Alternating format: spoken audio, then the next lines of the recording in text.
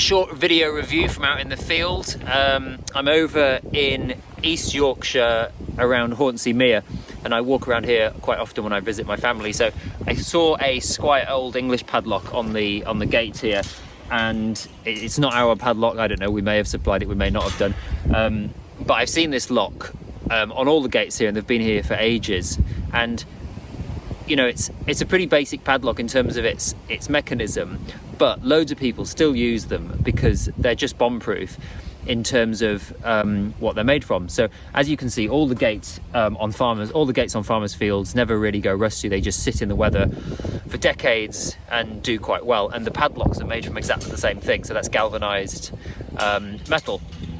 And you know, you might find little spots of rust in and around the keyway, and you might find that the rivets on them like show a little bit of rust, but generally speaking, it's galvanized. It's going to take decades for this thing to rust through.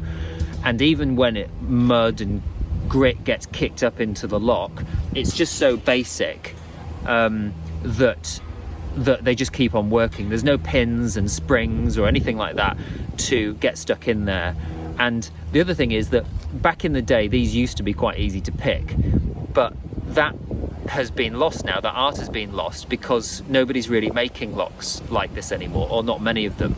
So the type of people out there that have the ability to pick these locks are few and far between, which actually means that these locks have become more secure over time, oddly.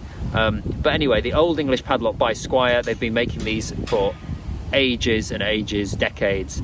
They come in three sizes: the 220, 420 and 660. This is a 660, if you can kind of get a gauge of the size of it. I'll give you a little close-up here.